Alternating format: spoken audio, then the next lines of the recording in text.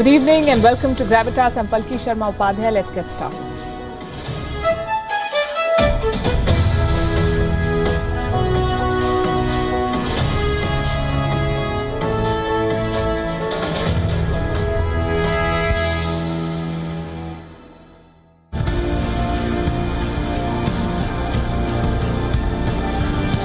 Tens of millions of people over the edge into food insecurity.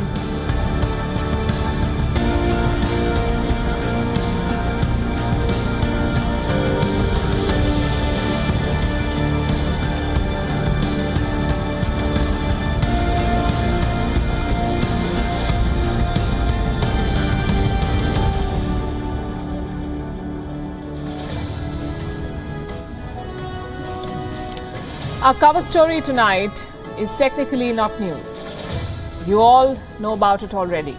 No matter which part of the world you live in, inflation, I'm sure, is biting you. It is touching record highs. Markets the world over are falling. People are out of the streets in many parts of the world protesting against rising prices. There are new warnings about food insecurity, millions more going hungry. How did all of this happen all of a sudden? Did it happen all of a sudden? Did governments not see this coming? What are they doing to fix it? Are any of these measures even working? And what's in store for us? Is a recession coming by the end of this year? Lots of questions, I know. Tonight on Gravitas, we'll try to answer all of them as best as we can.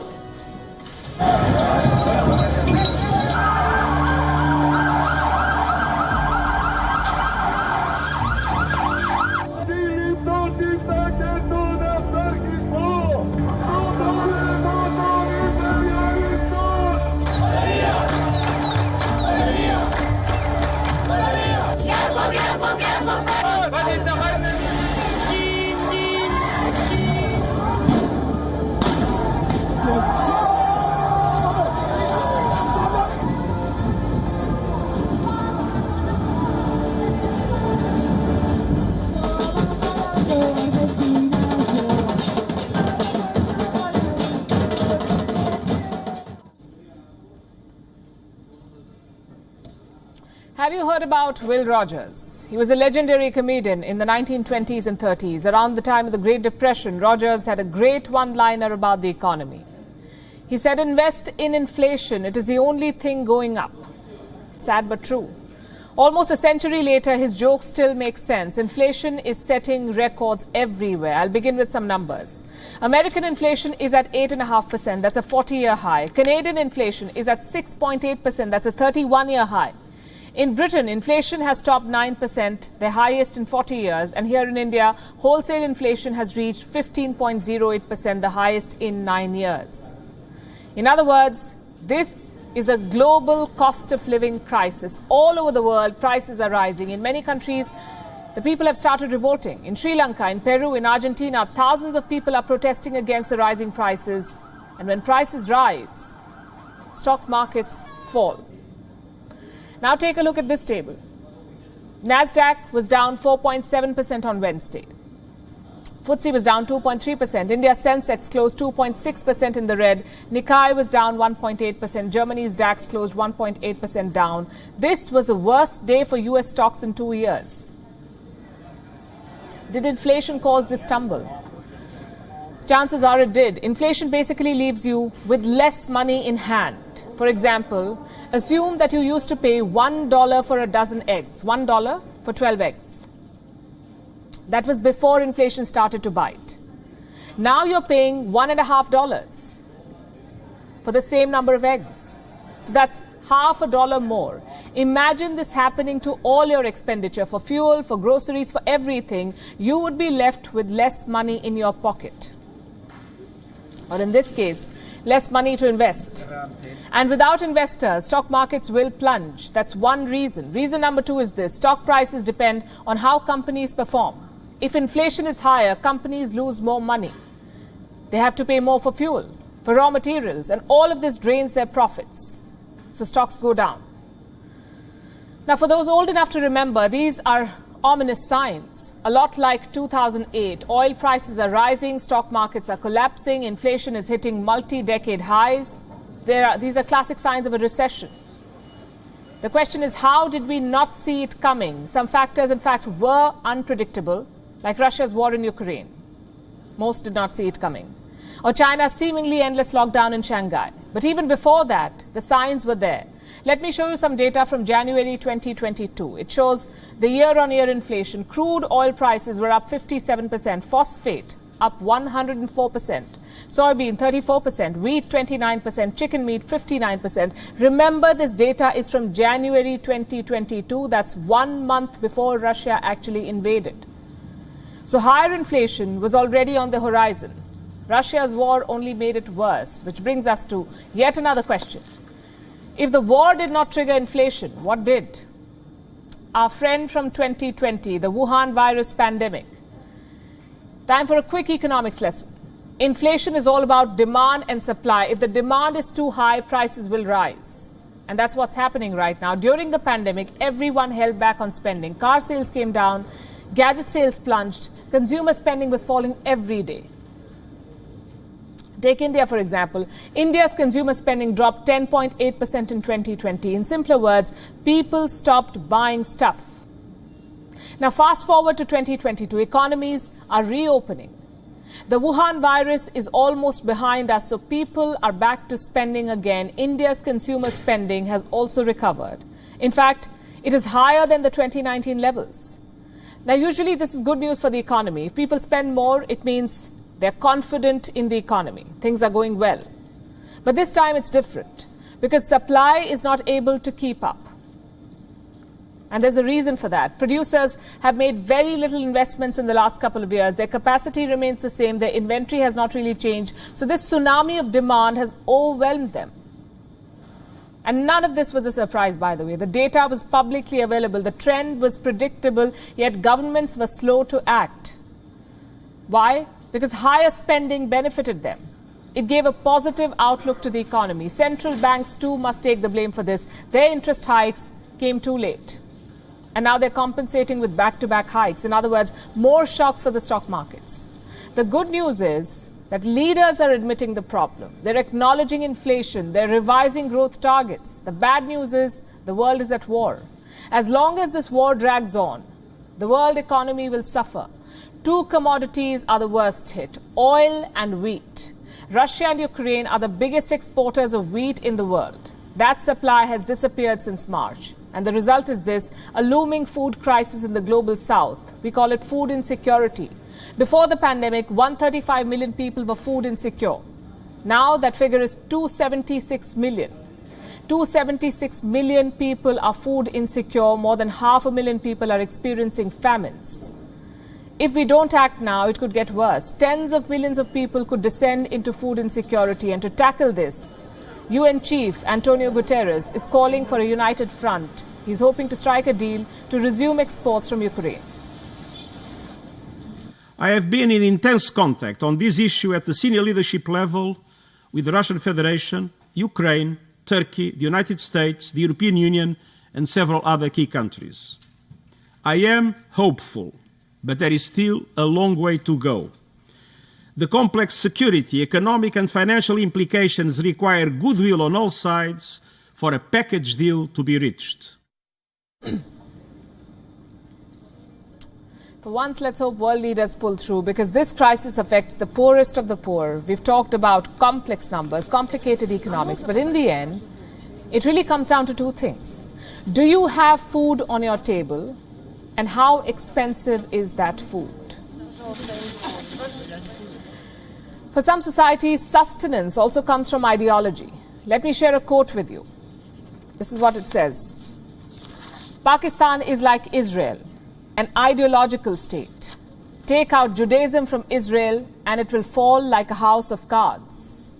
Take Islam out of Pakistan and make it a secular state, it would collapse. This is what Pakistan's former president Zia-ul Haq said in 1981. He basically implied that Pakistan and Israel were identical. Interesting idea. Pakistan and Israel also do not recognize each other. They do not have diplomatic ties. But is that about to change? Some interesting developments have come to light. Pakistan has made an outreach. A Pakistani delegation was in Israel last week. It was headed by a lobbyist. It had business owners and journalists. They held a meeting with the president of Israel, Isaac Herzog.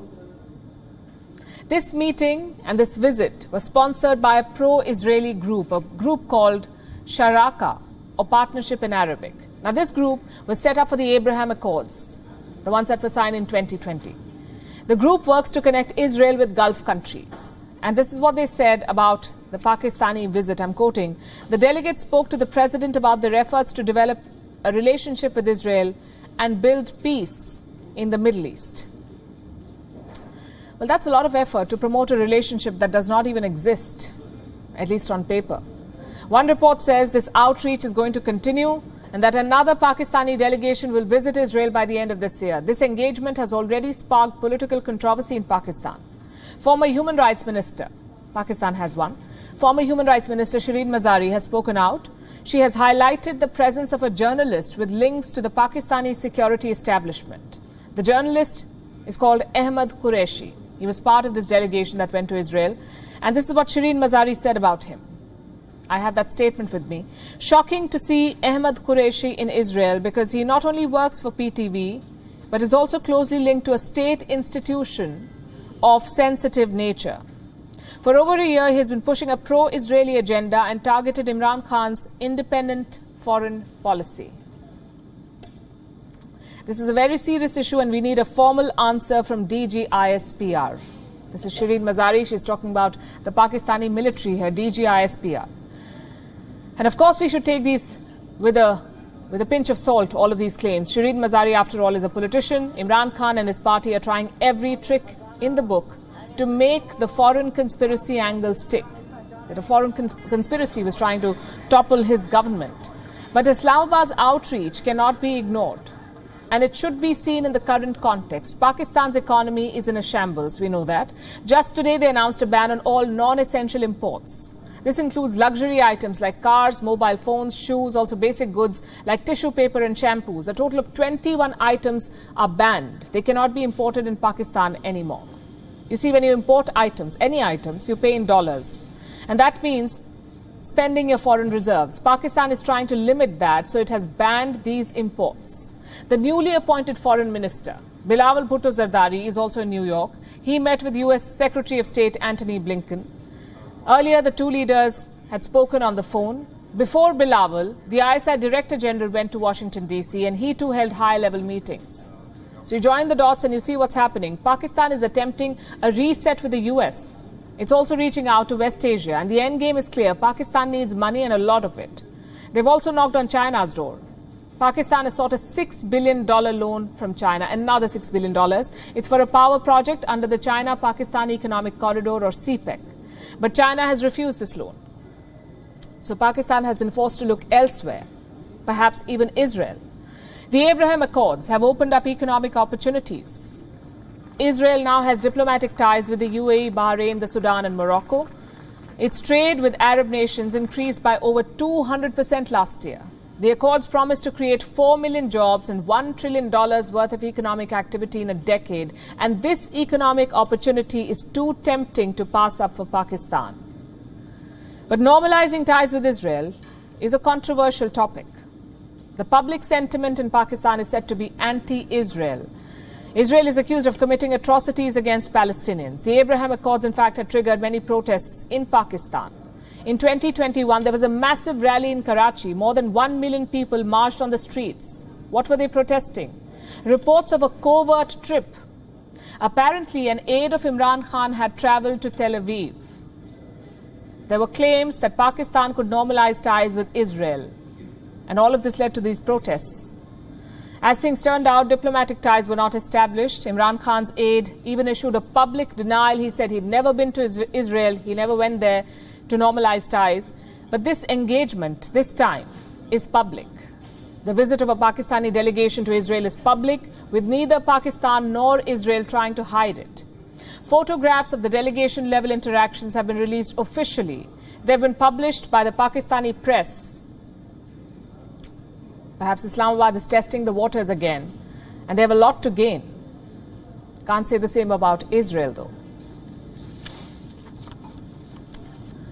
Now, towards the west, there's a new health scare. A new disease is spreading in the northern parts of America and Europe. It's called monkeypox. It's a rare condition, monkeypox. The United States, Italy and Sweden have reported their first cases. At least 7 countries have either confirmed or suspected patients of monkeypox. And this disease can be potentially dangerous. So should you be worried? How big is this outbreak and where could it lead us to? Our next report has some answers. Western nations are dealing with a new outbreak. The American state of Massachusetts has detected its first case of monkeypox. The patient was admitted on the 12th. They were being evaluated for various symptoms. During the course of their admission, they were identified as a possible monkeypox suspect. And this was really unusual because the patient had no travel history, no exposure to animals that would be known to be reservoirs. Monkeypox is not a new disease. It was first found in the 1970s in Congo. Outbreaks of monkeypox are limited to Western and Central Africa. But this time, the Western world is grappling with its first cases. The patient in Massachusetts is America's first monkeypox case this year. Canada is investigating up to 13 cases in Montreal. These are suspected cases. The United Kingdom and Spain have reported their first cases. And in Portugal, at least 5 patients have confirmed monkeypox infections. On May 18th, Portugal, through the General Directorate for Health, confirmed that in this month there has been more than 20 suspected cases of monkeypox infections, both in the Lisbon region as well as other regions. If I'm not incorrect, it's called Vale do Tejo, 5 of which they already have a positive diagnosis in their National Reference Center. Lastly, Spain's health ministry sent an alert to the communities because 8 patients were detected in Madrid. All the cases have been diagnosed in men who have sex with men. Fortunately, there are no reports of a mass outbreak. The cases detected so far are small in number and scattered across different regions. Monkeypox is similar to smallpox, but it is a rare and mild disease. The symptoms usually appear between 5 to 21 days. They include fever, headaches, and skin rashes. They usually start on the face and spread to the rest of the body. These rashes can be confused with chickenpox because they usually appear like raised spots on the skin. But patients end up developing sores filled with fluid. They are treatable, but patients can take anywhere between 2 to 4 weeks to recover.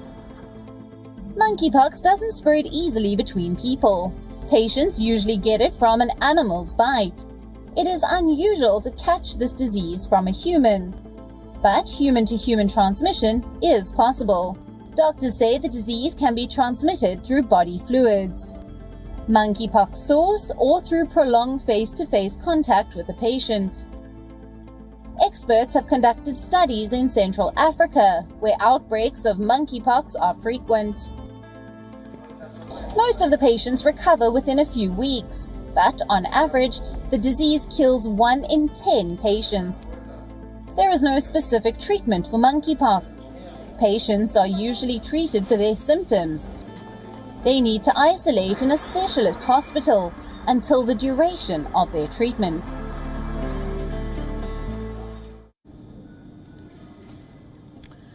The United States of America loves to hype itself. Their culture, their military, even their president. They call their president the leader of the free world. You must have heard about it.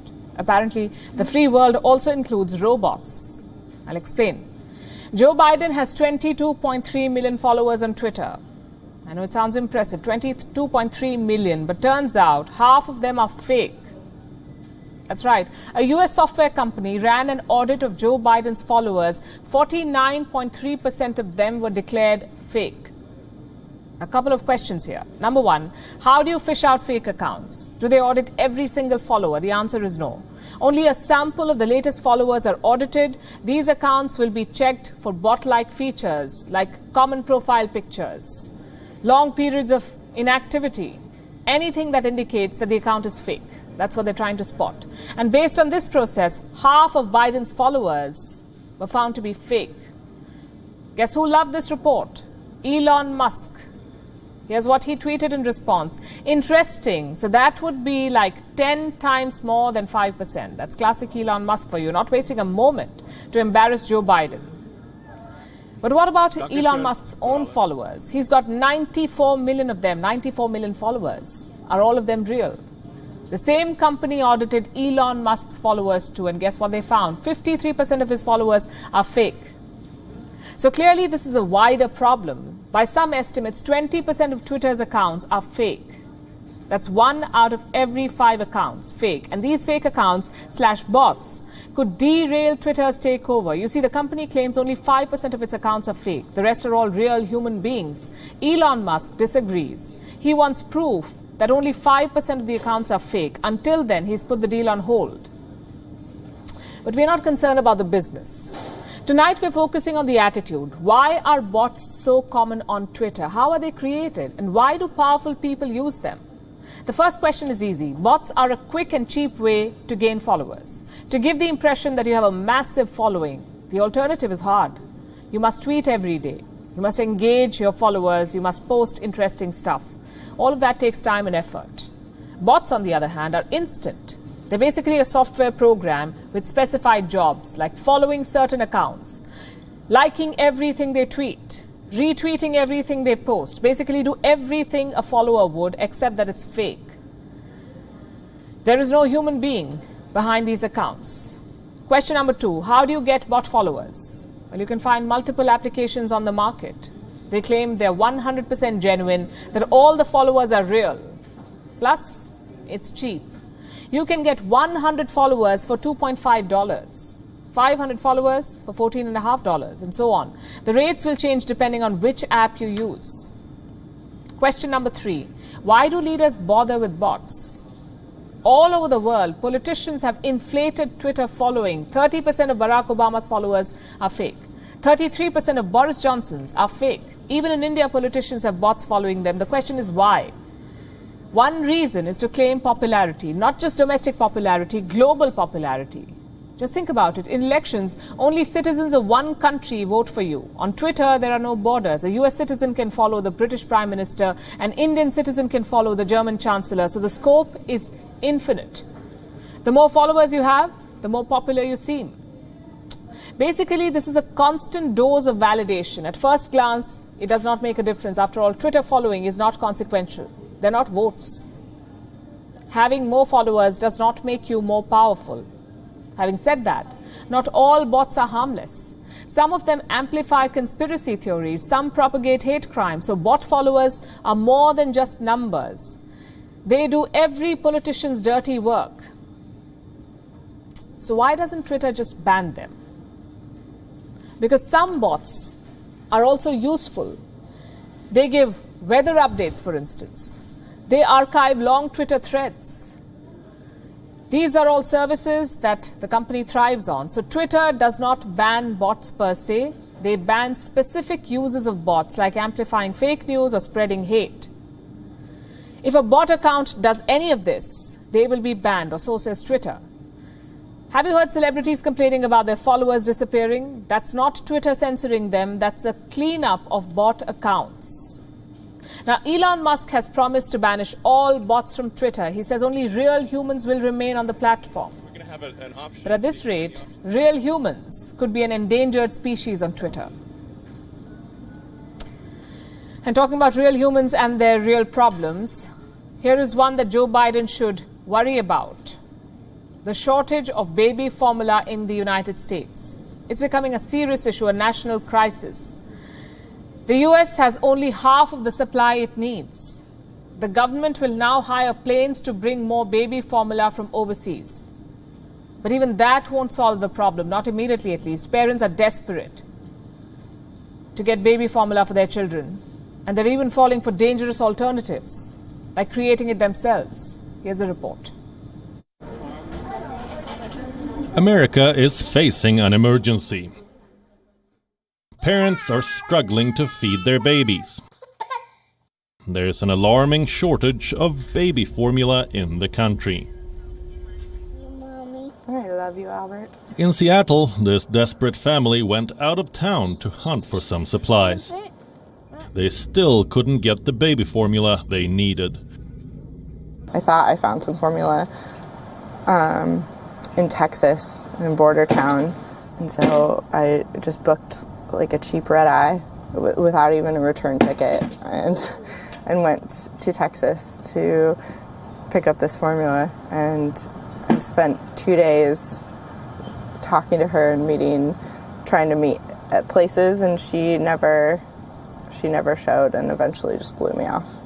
The crisis has landed on the president's table. He's been forced to act on war footing. Biden has invoked the Defense Production Act. This is a wartime tool. Shows you how severe the situation is. Businesses in America will now be pushed to deliver baby formula ingredients to manufacturers first. Planes will be hired to fly in more baby formula from overseas. I've directed the Department of Defense and the Department of Health and Human Services to send aircraft, planes overseas to pick up infant formula that meets U.S. health and safety standards. How big is the shortage? 43%, which means America has only half the supply it needs. In some states, it's particularly bad, with shortages exceeding 50%. How did superpower America run out of baby formula? Blame the virus from China and the supply chain disruptions it caused. What made it worse was the sudden closure of a major manufacturing plant in Michigan. This created a massive gap in supply that could not be filled. American parents are desperate. They're resorting to all kinds of alternatives. I think about like the parents where, maybe their baby has to take like a certain sensitive formula or something very specific. They've gone through like 7 different types and they finally found the one that doesn't cause, digestive issues with their baby. I really feel for those families. Some useless, others dangerous. Posts like these are going viral on social media. They describe a recipe for making baby formula at home. Experts say this is a recipe for disaster. Pediatricians are asking families not to fall for such claims. They warn that homemade formula lacks key vitamins and nutrients. It could hurt the growth of a child. Are there any safe alternatives? Experts say that there are some options. Babies above 6 months of age can be given solid foods, except for raw honey. The second best option is using donor milk from a milk bank, but pediatricians say parents must be sure about the source. They encourage families to consult their doctors first, before picking an alternative way to feed their children. The domestic shortages will have to wait because right now Joe Biden is heading to Asia, his first visit to the continent after taking office. His schedule is packed. On the 20th of May, Biden will arrive in South Korea. He will meet the new president, Yoon Suk-yeol. 2 days later, he'll fly to Japan. On the 23rd, he will meet Prime Minister Fumio Kishida of Japan. And on the 24th, he will join the Quad leaders. India's Prime Minister Narendra Modi will be in Tokyo, so will Australia's Prime Minister. Now, will that be Scott Morrison or Anthony Albanese? Only time will tell. The election is slated for this weekend. Joe Biden is betting a lot on this visit, though. He was supposed to speed up America's Pacific pivot. Instead, he got bogged down in Europe. Just consider the numbers. 2 trips to Europe in his first year, 0 to Asia. So Biden will be hoping to send a message with this trip. Europe may be at war, but Washington has not forgotten about the Indo-Pacific. That's going to be his message. And the big focus is obviously China. How to contain Chinese aggression in the Indo-Pacific. That's a lot of work to do for the US president. But North Korea may steal all the headlines. Pyongyang is preparing a gift to welcome Joe Biden. That gift is a nuclear missile test. US officials believe Kim Jong-un will conduct a missile test while Biden is in South Korea or Japan. And if true, it would be a massive escalation. US officials say they're preparing for all contingencies. With respect to the issue of North Korea, we've said from this podium, we've said at the State Department, and we've indicated in quite clear terms that our intelligence does reflect the genuine possibility that there will be either a further missile test, including long-range missile test, or a nuclear test, or frankly both, in the days leading into, on, or after the president's trip to the region. We are preparing for all contingencies, including the possibility that such a provocation would occur while we are in Korea or in Japan. This is why the Indo-Pacific is so complicated. North and South Korea have problems. North Korea and Japan have problems. Japan and South Korea also have problems. Do you see the issue here? Even American allies are not on the same page in the Indo-Pacific, and that's Biden's first job in South Korea. The new president is a foreign policy hawk. He's talking about hosting American missiles, maybe even joining the Quad grouping. So the anti-China sentiment is there. Biden's job is to drive home the advantage. And that involves patching things up between Japan and South Korea. Now, there's a lot of history here. Japan was a colonial power in South Korea. They colonized South Korea. And recently, that historical enmity has flared up.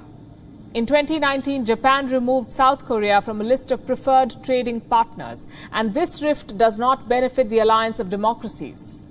It benefits China. So Biden's job is try and patch things up between Seoul and Tokyo.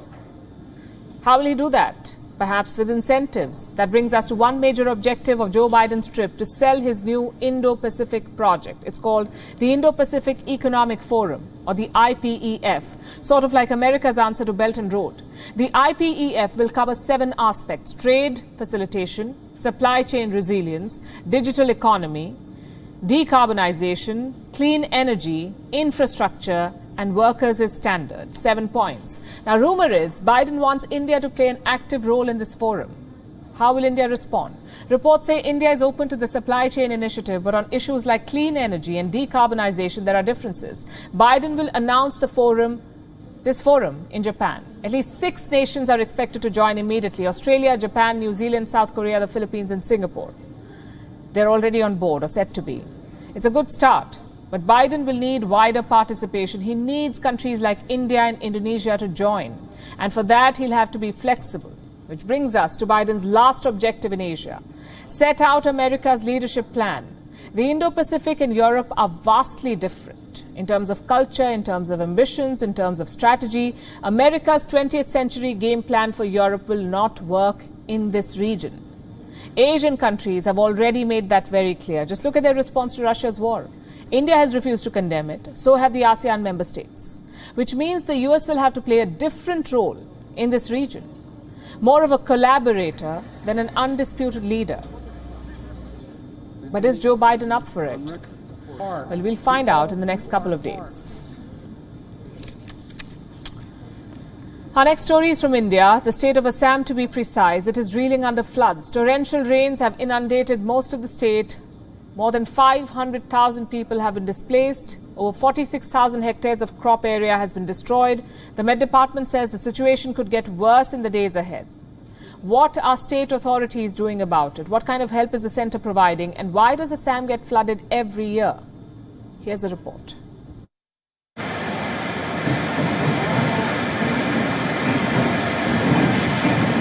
This is Assam, a state in northeast India, famous for its high precipitation levels. This year, those levels have been breached. Assam is reeling under floods. 27 districts, 1,400 villages, dozens of cities, they're all inundated. This is the outcome of just 3 days of torrential rainfall. It has lashed almost every part of this state. The downpour is expected to last for 2 more days. The result is this. The river Brahmaputra is flowing above the danger mark. This week it crossed its previous highest flood level of 61.79 meters. As the water level rises, the river's banks are bursting, inundating whatever comes their way and driving people out of their homes. At least 9 of them have died, 500,000 have been displaced. 48,000 have been shifted to relief camps, and more than 46,000 hectares of crop area has been destroyed. Authorities say the situation will only worsen in the days ahead. They've launched relief operations across the state. The Indian Army has also stepped in with assistance. It's conducting rescue missions in flood-hit areas. The centre has also extended help. It has deployed NDRF teams to Assam as each side tries to do its best. They all face a significant question: why does Assam face a deluge every year? Why does it get flooded every year? Here are a few reasons besides the torrential rains. According to the government of Assam, 31.05 lakh hectares of area in Assam is prone to floods. Now that is almost 40% of the state's area. This is also 4 times the national mark of flood-prone areas in the country. During the summer months, Assam receives river water from states like Meghalaya and Arunachal Pradesh. This further exacerbates the flood situation. Bank erosion caused by the river Brahmaputra also plays a role. It makes the water overflow in low-lying areas during floods. So how can we stop this from happening? What can be done to make Assam flood-proof? Experts offer the following solutions. Number 1, build dams and reservoirs along rivers to mitigate floods. 2, build embankments to prevent erosion of riverbanks. 3, dredge and dig up riverbeds to make the rivers deeper. And 4, divide flood-prone areas based on their vulnerability and accordingly ban certain activities like construction in these areas. The viability of each of these measures can be debated, but we've got to make a start somewhere.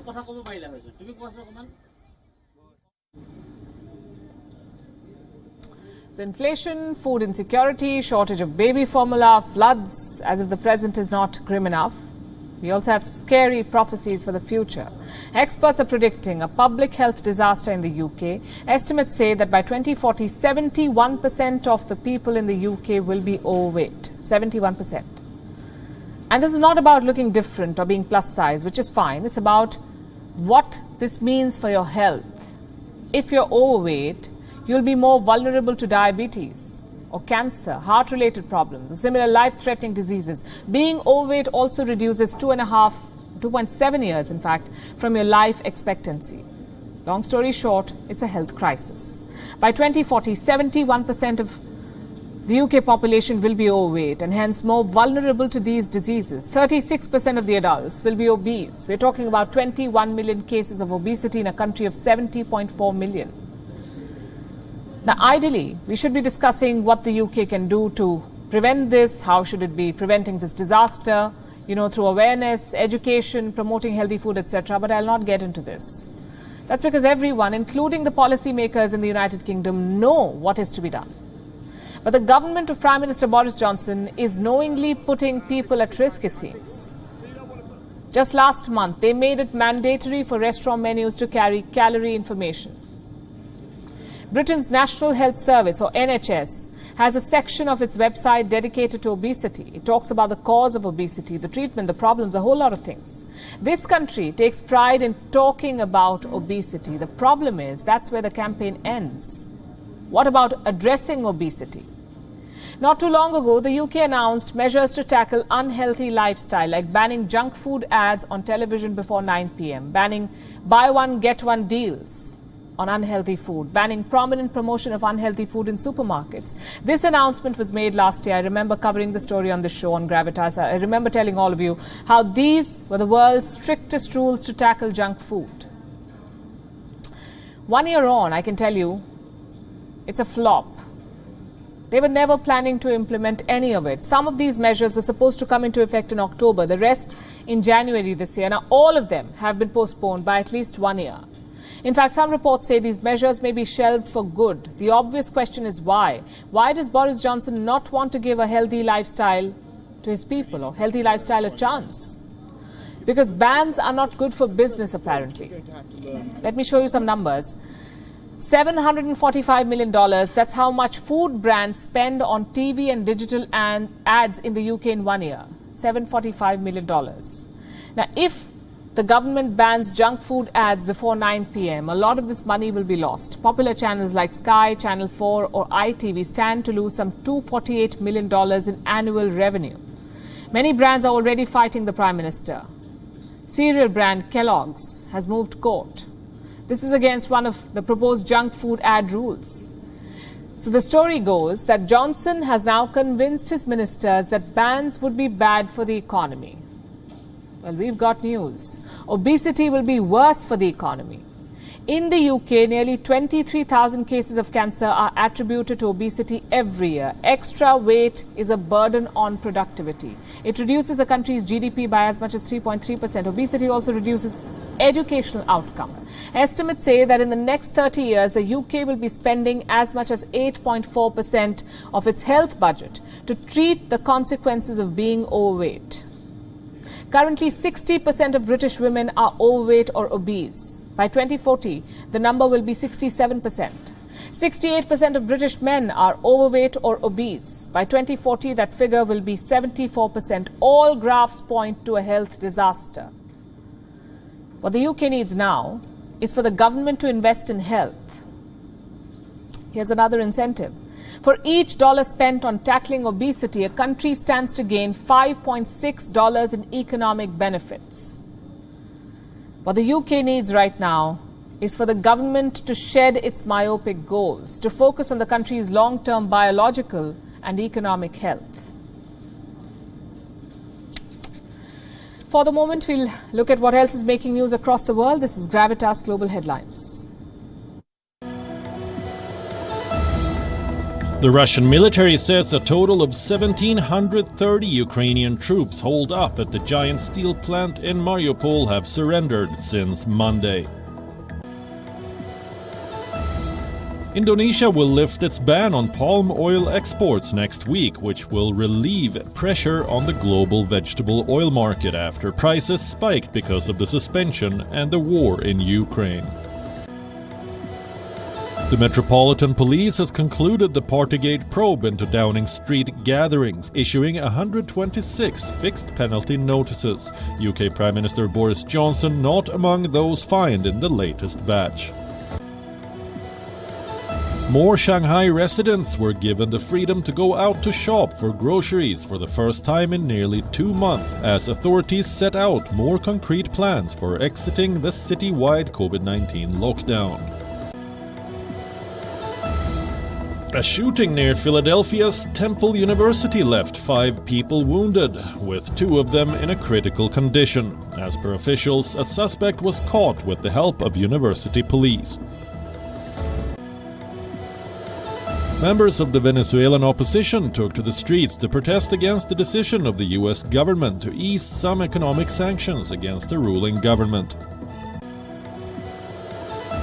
Yakekan, a storm with winds of 110 kilometers per hour, prompted snowfall for the second day in southern Brazil, with the arrival of the subtropical storm Rio Grande do Sul also confirmed the first death due to the weather conditions.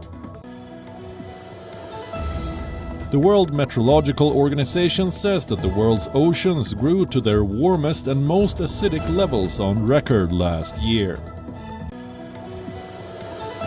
Eintracht Frankfurt have been crowned Europa League champions after a 5-4 penalty shootout win over Scottish side Rangers. Frankfurt's first continental title since 1980 also gives them a spot in next season's Champions League. The Golden State Warriors have drawn first blood in the NBA Western Conference Finals against the Dallas Mavericks. Warriors talisman Stephen Curry starred with 21 points and 12 rebounds in a 112-87 point rout.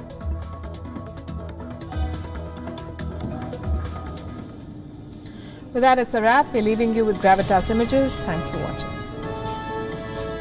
The result is an absence of checks and balances in Russia and the decision of one man to launch a wholly unjustified and brutal invasion of of Ukraine. Iraq. Anyway.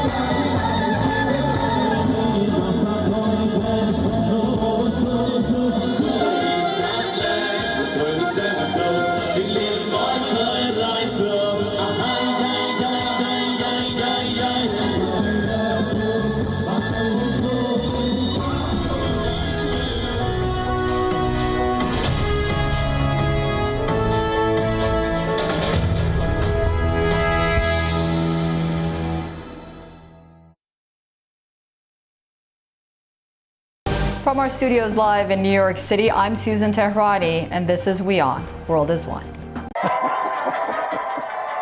अरे गया नहीं अभी तक? गाड़ी की service कब से due है यार? ये थोड़ी जाएंगे कहीं, ये तो गाड़ी की सर्विस करवाने के लिए कहीं जाने की जरूरत नहीं है। चिल, कोई गड़बड़ नहीं है। गो मैकेनिक पर पाए expert car services, 50 point inspection और 3 महीने की अनकंडीशनल वारंटी। डाउनलोड करें इंडिया का number 1 car services app go mechanic. Go mechanic.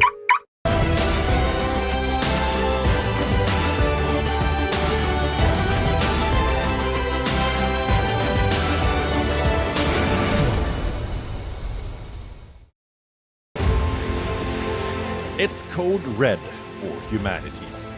The alarm bells are deafening. Wildfires, floods, and hurricanes.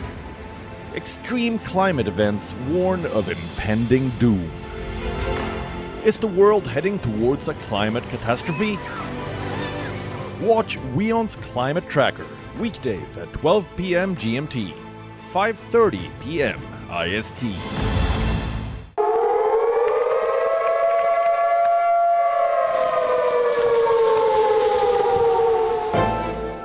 You don't know how to fix the holes in our ozone layer.